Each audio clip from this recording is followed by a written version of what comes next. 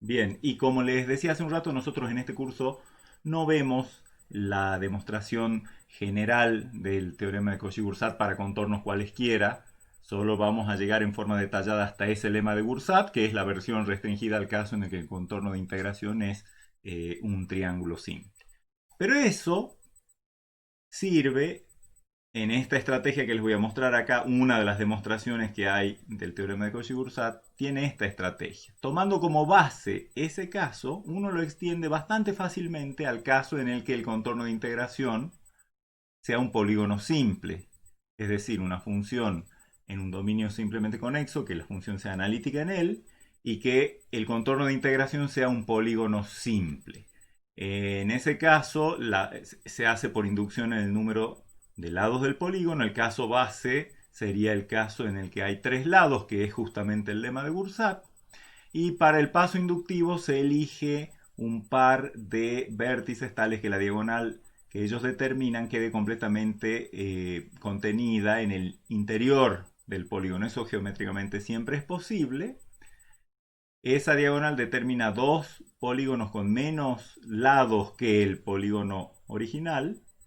Y la suma de las integrales sobre ambos polígonos da igual a la suma, directamente a la integral sobre el polígono total, porque lo único que hay es esa diagonal que se recorre dos veces en sentidos opuestos y se compensa, así que entonces se aplica una inducción fuerte, dado que la integral sobre cada uno de esos polígonos de menos cantidad de lados vale cero.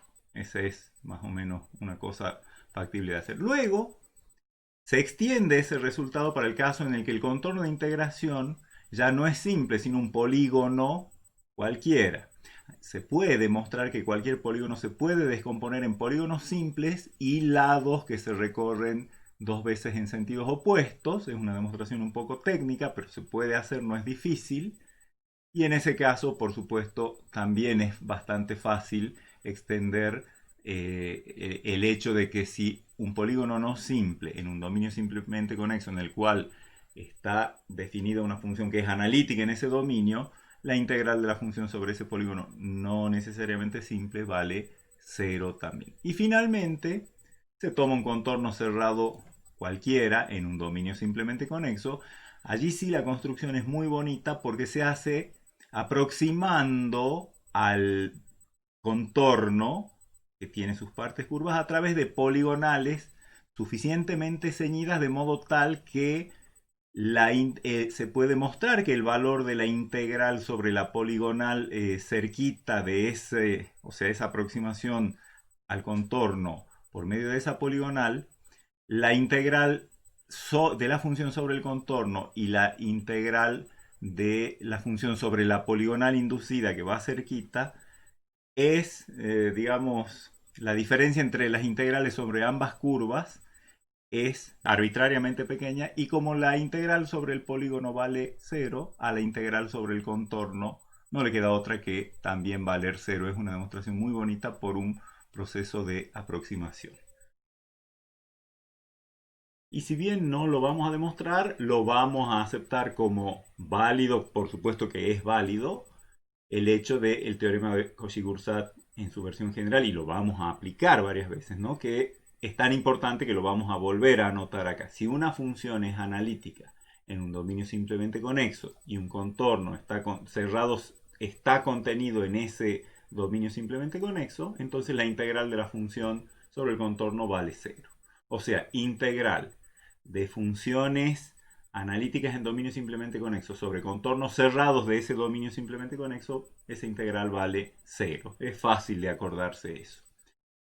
Cuando uno tiene un contorno cerrado simple, hay una formulación equivalente a esto, o que permite aplicar el teorema de Cauchy, sin necesidad de vigilar dominios simplemente conexos, simplemente de acuerdo a la siguiente observación. Insisto, es para cuando yo tengo un contorno cerrado simple. Si uno tiene una función que está definida, no sabemos en qué dominio, pero que sobre un contorno y dentro del interior del contorno cerrado simple la función es analítica, entonces la integral vale cero. ¿Por qué? O sea, como dice acá, para aplicar el teorema alcanza con verificar si la función del integrando es analítica sobre el contorno C y en su interior. Porque en ese caso es posible construir un dominio simplemente conexo V que contiene al contorno C y en el cual la función es analítica. ¿Sí? O sea, entonces, si yo tengo que resolver integral de una función sobre un contorno cerrado simple y sospecho que puedo aplicar el teorema de Cauchy, bueno, ¿cómo verifico si lo puedo aplicar? Primero vigilo si la función tiene singularidades sobre el borde, sobre el contorno. No sé si las tiene, bueno, más vale, no puedo aplicar el teorema de Cauchy, no puedo saber si la integral va a valer cero o no. Pero supongamos que la función sea analítica sobre cada punto del contorno C. Paso 2, verificar si la función es analítica en cada punto del interior de C. Si todo eso se cumple, entonces la integral, o sea, si la función es analítica sobre el contorno y en el interior del contorno, la integral seguro que vale cero. Muchas veces uno siempre recomienda que cuando se vaya a resolver una integral de una función sobre un contorno, se dibuje el contorno y se dibujen las singularidades de la función y se vea si alguna de ellas cae sobre el contorno o en el interior. Si ocurre que no, entonces tranquilamente se puede aplicar el teorema de Cauchy para ver que esa integral seguro que va a valer cero. El teorema de Cauchy-Goursat tiene un montón de implicaciones y de hecho el hecho de que Goursat haya logrado levantar la restricción de que la f' sea continua permitió insospechadas derivaciones a las consecuencias del teorema de Cauchy. Vamos a ver ahora un par de ellas. La primera nos dice que si yo tengo dos contornos eh, cerrados simples, con la misma orientación los dos, o sea, los dos positivos o los dos negativos, de manera tal que uno de esos contornos, digamos el C1, esté contenido en el interior del otro. O sea, uno está metido dentro del otro. Y una función f está definida y es analítica sobre el contorno C1, sobre el contorno C2 y también en todos los puntos que están al medio de los dos contornos. Ya vemos una figurita que lo podemos escribir así, interior de C2 menos interior de C1. Va a resultar que las dos integrales de esa misma función sobre los contornos C1 y C2 son iguales. No iguales a cero, pero son iguales. Fíjense, acá tengo un dibujito que nos va a acompañar en la demostración. Acá tengo el caso de un contorno C1 contenido, metido dentro del interior del conjunto C2. Los dos, digamos que tienen la orientación positiva como dicen esa flechita.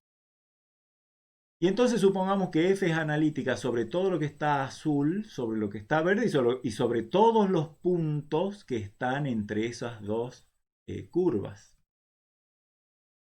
Fíjense que no tenemos garantía de que la función vaya a ser analítica en el interior de C1. Nadie en este principio está pidiendo eso. Podría la función tener singularidades en el interior de C1. Por eso es que no decimos que las dos integrales valen cero, pero sí vamos a mostrar que cuando haga la integral sobre C1 y cuando haga la integral sobre C2 de esa función que no tiene singularidades ni sobre las curvas ni en la parte intermedia entre ambas, las integrales dan lo mismo. Y el principio se llama de deformación de contornos porque las definiciones corresponden más bien a la geometría diferencial, pero intuitivamente hay una forma de ir deformando continuamente el contorno C1 agrandándolo y estirándolo hasta transformarlo en C2 sin pasar por ningún punto en el que la función no sea analítica. Siempre esa deformación se hace pasando por puntos donde la función es analítica, esa es hipótesis. Entonces fíjense, ¿cómo vamos a hacer la demostración de que las dos integrales dan igual? Vamos a elegir, ahí están los mismos contornos de hace un rato, elegimos un punto A y un punto B sobre respectivamente C2 y C1 y un punto C y un punto D también sobre C1 y C2. De modo tal que, fíjense, el interior de esos segmentos, o sea, de AB y de CD, queden en esa región en donde la función es analítica, ¿sí? Que no se salgan de de la corona, digamos, más o menos, que generan esos dos contornos. ¿Sí? Siempre va a ser posible hacer eso. Y esos cuatro puntos nos permiten partir a cada uno de estos contornos en dos subcontornos. El C1, que digamos, supongamos que empezaba en C, daba toda la vuelta y llegaba al mismo C. El contorno C1 ahora, cuando llegue a B, hasta ahí, lo que haya generado hasta ahí le voy a llamar C'1, con la misma orientación, digamos, con la que tenía el contorno. Y le voy a llamar C'2, C segunda 1 a lo que queda de ese contorno C1, pero ahora yendo desde B hasta C. Y con C2 lo mismo. Desde D arranco, genero todo hasta llegar a A. Cuando llego ahí, lo que he generado le llamo C'2.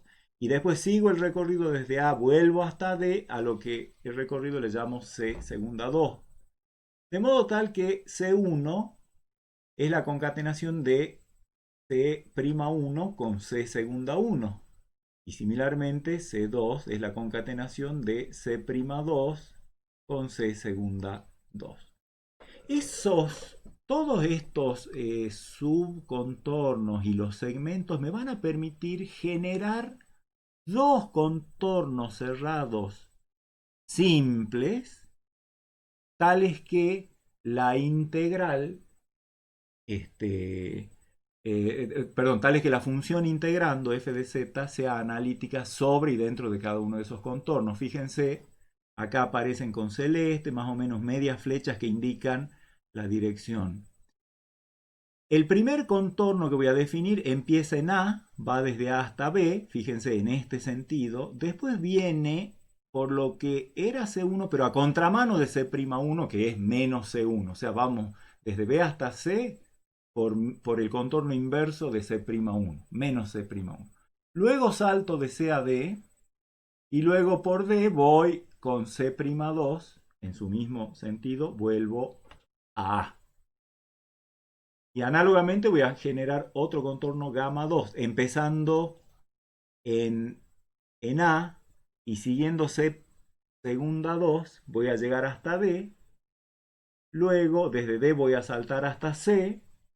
Luego desde C voy a ir a contramano, o sea, por los mismos puntos, por el mismo lugar geométrico que determina C segunda 1, pero en sentido opuesto, porque C segunda 1 iba desde B hasta C, así que ahora yo estoy yendo desde C hasta B. Y luego desde B hasta A, con lo cual cierro mi recorrido en A. Esos dos, gamma 1 y gamma 2, cumplen que son contornos cerrados simples, porque yo elegí, digamos, los segmentos A, B y C, D, de modo tal que no se salgan del interior y aparte no tengan puntos de corte con ninguno de los contornos, salvo el C y el D.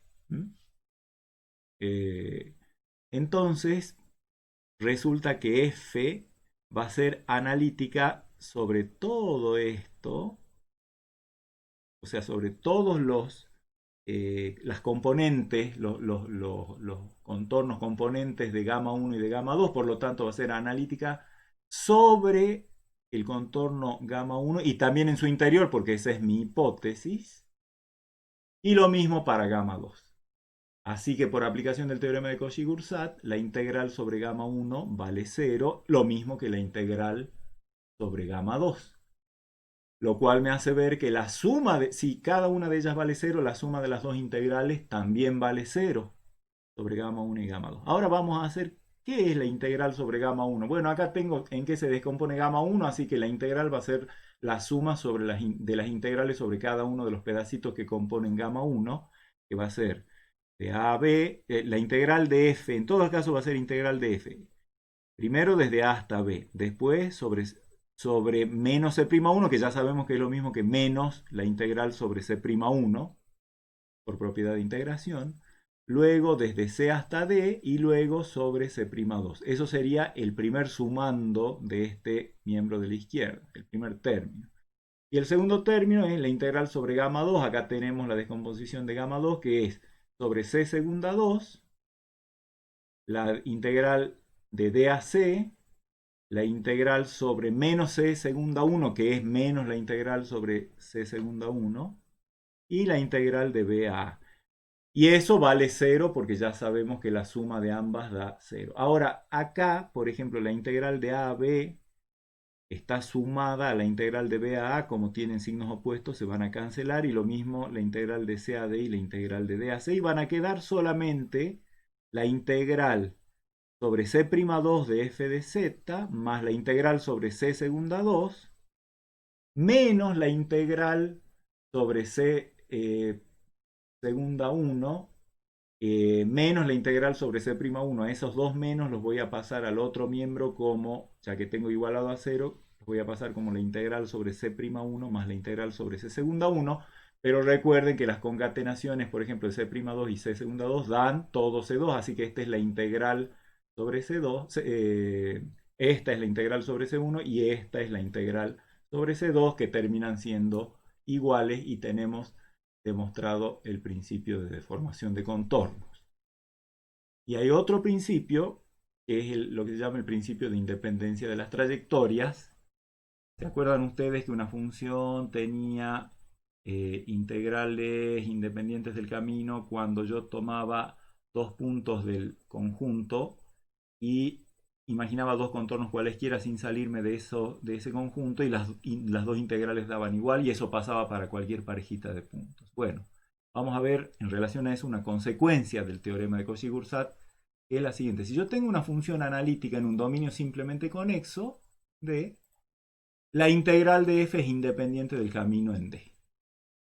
Yo les había anticipado que hay una amplia variedad de funciones que cumplen con tener integrales independientes del camino en D. Eso fue la clase pasada. Bueno, acá estamos viendo una clase que es verdaderamente amplia. En cualquier dominio simplemente conexo, cualquier función que sea analítica tiene integrales independientes del camino. Y sale por una aplicación del teorema de Cauchy-Grosart, porque si yo acá tengo, digamos, el dominio de simplemente conexo, tomo dos puntos cualquiera, Z1 y Z2, y tomo un contorno C1, este azul, que va como quiera que quiera ir de Z1 a Z2. Y luego otro contorno C2 en verde, que también va desde Z1 hasta Z2. Quisiera ver que, para realmente probar esto, quisiera ver que la integral de f sobre C1 es la misma que la integral de f sobre C2.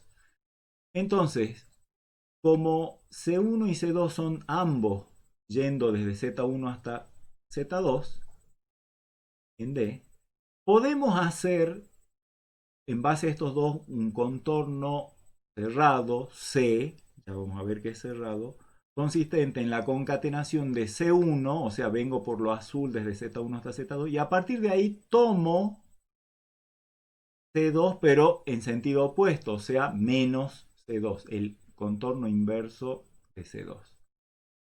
Cuando hago eso, empiezo en Z1, llego hasta Z2, después sigo, y cuando termino acá, termino en Z2, en Z1, por lo tanto, C va a ser un contorno cerrado en el dominio simplemente conexo D. Y por lo tanto, como la función f es analítica en ese dominio, puedo aplicar el teorema de Cauchy, y eso me dice que la integral sobre el contorno C, que es el azul, ida de Z1 hasta Z2, y luego el verde, pero desde Z2 hasta Z1, o sea, menos C2, ese contorno C, cuando yo integro la función sobre ese contorno, la integral vale 0, pero como el contorno es la suma de estos dos, me va a quedar que la integral de C es la integral sobre C1 más la integral sobre menos C2. Y eso yo sé que es igual a 0 por el teorema de Cauchy, pero esta integral es lo mismo que menos la integral sobre C2, que la paso al otro miembro y me queda igual a la integral sobre C2. Con lo cual he demostrado lo que quería demostrar, que si yo tomo dos puntos cualquiera y dos contornos que van desde el mismo punto inicial hasta el mismo punto final, entonces las integrales son iguales. Por lo tanto, cualquier función analítica en un dominio simplemente conexo tiene integral independiente del camino, y eso nos lleva, por teorema fundamental del cálculo, a algo más lindo, porque decía el teorema fundamental del cálculo que si una función tenía integrales independientes del camino y era continua, entonces la función admitía primitiva. Bueno, eso aplicado acá nos deja, esto es lo que dije hace un rato de la arbitrariedad de Z1 y Z2, o sea que queda demostrado esto, pero ahora lo que les venía diciendo es este corolario. Cualquier función analítica en un dominio simplemente conexo, como tiene integrales independientes del camino, admite una primitiva en ese dominio. O sea, ¿se acuerdan que nosotros teníamos una pregunta? ¿Qué funciones admiten primitivas? Bueno, acá tenemos otra respuesta muy buena, bastante general. Cualquier función analítica en un dominio simplemente conexo tiene una primitiva en ese dominio y les recuerdo que la primitiva se podía hacer como la integral entre z0 y z, o sea, f de z, f mayúscula de z era la integral entre z0 y z de la f minúscula de z diferencial de z sobre cualquier contorno desde z0 a z. Bueno, y de esa manera damos por concluida la clase de hoy. Hemos visto, entonces hemos presentado el teorema de Cauchy, su enunciado en su versión más general, hemos demostrado ese puntapié inicial que es el lema de Bursat y hemos explorado algunas de las consecuencias del teorema de Cauchy. Pero no terminan allí las consecuencias, resulta que hay casos de integrales de funciones sobre ciertos contornos cerrados para los cuales no resulta de aplicación el teorema de Cauchy, pero que gracias a una manipulación que también se hace en base al teorema de Cauchy, se pueden derivar unas bonitas fórmulas para calcular de manera rápida valores de integrales. Eso vamos a estar viendo la clase que viene. Nos estamos encontrando. Hasta luego.